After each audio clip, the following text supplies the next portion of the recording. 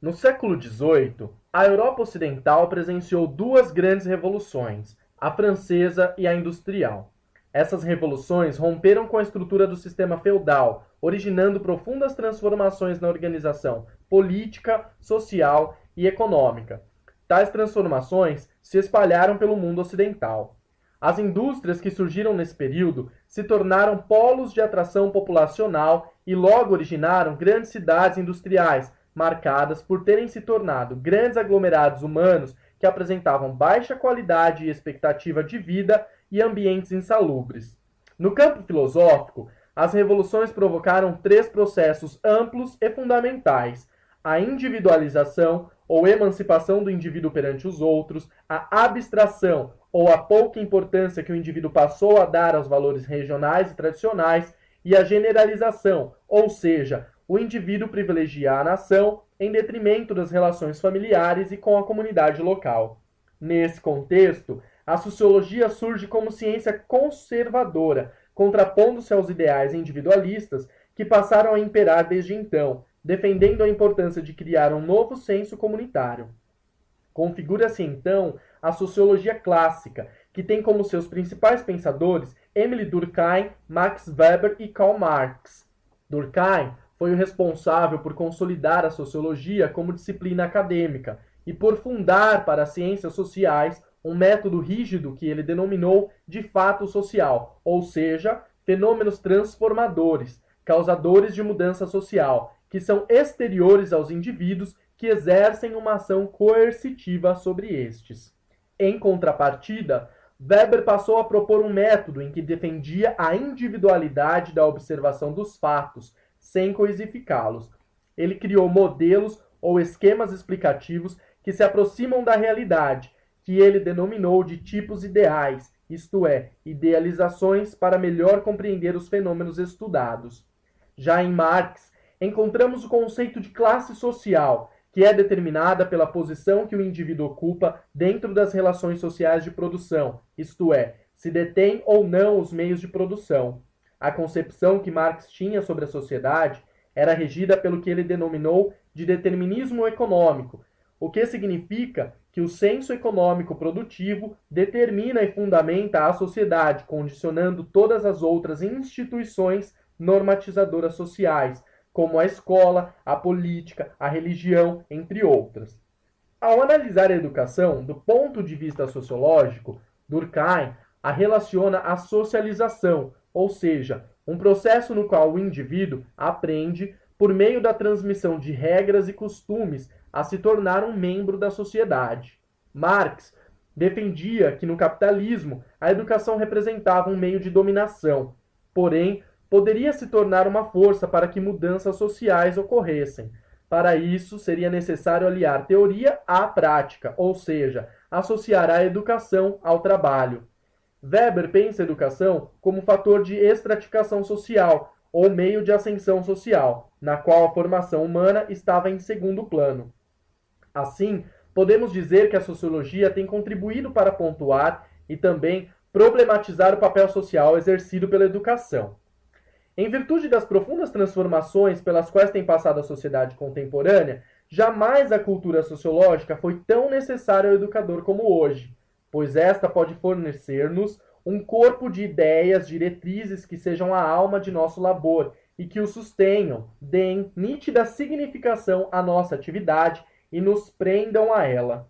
Ao discutirmos desenvolvimento e educação, compreendemos desenvolvimento como mudança, alteração e transformação de valores de uma sociedade. Todavia, esse processo, em qualquer país, causa protestos e manifestações, ou seja, não é bem visto pela elite dominante, uma vez que qualquer mudança pode desestruturar e quebrar o status quo vigente, ou seja, o poder e os privilégios da classe dominante. No Brasil, a educação tem características conservadoras e tradicionais, que deixam de preencher funções socializadoras que condicionam o equilíbrio e o ritmo de desenvolvimento da sociedade brasileira. Na sociedade contemporânea, é comum correlacionar os índices sobre educação à qualidade do desenvolvimento econômico e social. Sendo assim, deve-se questionar que tipo de desempenho educacional melhora o seu desenvolvimento econômico e social.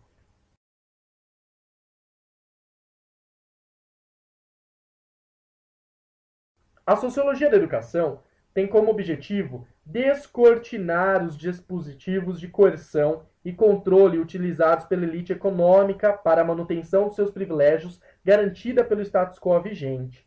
Desta maneira, a educação pode ser elemento fundamental no processo de democratização dos direitos e deveres de todos os cidadãos e, consequentemente, na diminuição das desigualdades sociais ou, se apropriada e controlada pelas elites, conivente com a manutenção de seus privilégios. Historicamente, o Brasil dispôs a educação para a manutenção do status quo. Em meados do século XX, por influência europeia, uma das correntes de pensamento vigente era a eugenia, que tinha como meta impedir a miscigenação entre os diversos grupos étnico-raciais e, assim, evitar a degeneração racial. Como considerava a raça branca superior, a eugenia desenvolveu como projeto o branqueamento da população nacional, pois, de acordo com essa teoria, tal ação resultaria no progresso e no desenvolvimento da nação. A educação fez uso de diversos métodos ditos científicos que apresentavam resultados psicossociais de cada aluno e os enquadravam nas seguintes categorias: normal, anormal ou degenerado. A escola deveria transmitir a cultura branca e europeia a todos e, dessa maneira, elevar a raça. Ao longo do século XX, há muitos movimentos que buscam a erudição cultural dos negros e índios. Entre eles está o Manifesto dos Pioneiros da Escola Nova, de 1932. Apesar de defender a democratização do ensino, buscava-se uniformizar as pessoas, fazer com que elas se adaptassem ao que era culturalmente valorizado, ou seja, a cultura do branco europeu. As diversas políticas públicas instituídas durante a formação e o desenvolvimento da nação brasileira classificavam os diversos grupos étnico-raciais hierarquicamente. Nesse contexto, o negro e o índio representavam obstáculos para o desenvolvimento nacional. A análise do social passa do discurso racial para o discurso sério, que, de acordo com Salles Jr., é o que se chama de o mito da democracia racial. Por este, são afirmadas relações de poder através do não dito racista, formando um pacto de silêncio entre os dominados e os dominadores. A relação harmoniosa entre raças, culturas, difundidas pela democracia racial, passou a ser referência de convivência racial até meados dos anos 50, quando tem início a análise das evidências de discriminação racial no país. Florestan Fernandes relatou que a superação das condições sociais segregacionistas seria conseguida se houvesse desenvolvimento econômico e a plena constituição da ordem social competitiva, pois, assim, haveria igualdade de condições e oportunidades entre os grupos raciais. Durante os anos 80, os movimentos apresentam uma reorientação ideológica, buscando superar a democracia racial e defendem a ideia do direito e respeito à diferença. Vê-se que não se luta pela assimilação, mas sim pela valorização das diferenças. Busca-se, portanto, superar o preconceito e as discriminações. As políticas racialmente focadas procuram renegociar a identidade nacional brasileira, contrariando os discursos de igualdade entre os indivíduos que mantêm invisíveis e irrelevantes as múltiplas facetas das diferenças sociais, econômicas e culturais do país.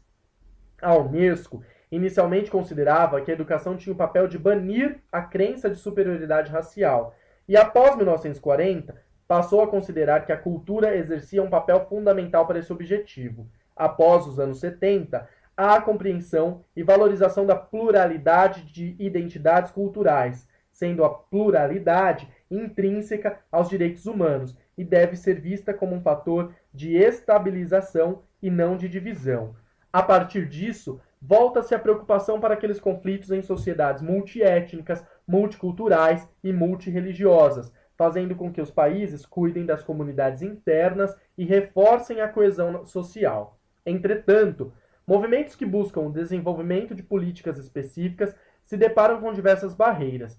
Em 2003, por exemplo, foi criada a Secretaria Especial de Políticas de Promoção da Igualdade Racial, CEPIR, que transversalizaria a questão da diversidade étnico-racial em todos os ministérios, efetivando as questões levantadas pelos movimentos sociais. Mas seus objetivos não foram atingidos por diversas questões, entre elas, orçamento muito baixo. A equipe foi formada por critérios políticos e não técnicos, dificuldade em incluir nos outros ministérios as questões étnico-raciais.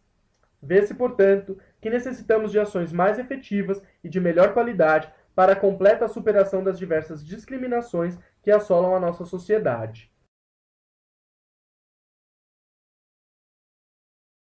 Como podemos observar, houve uma busca para neutralizar as diferenças. Entretanto, se faz urgente repensar práticas e conceitos para que as diferenças sejam valorizadas, reconhecidas e respeitadas. Infelizmente, ainda há modelos educacionais que perpetuam a valorização de normas e padrões discriminantes e excludentes.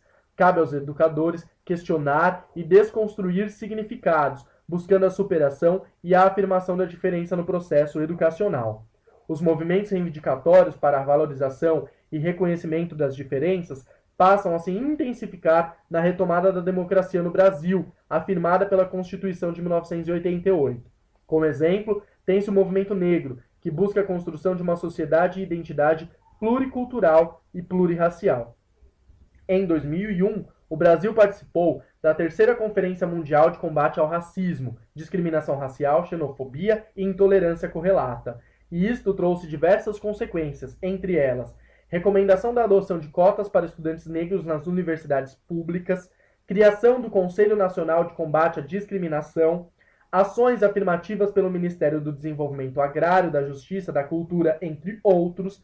Ao analisar documentos públicos, percebe-se que o reconhecimento e a valorização da diferença se dá apenas em 2003, com a aprovação da Lei 10.639, 4 anos após a aprovação das Leis de Diretrizes e Bases da Educação.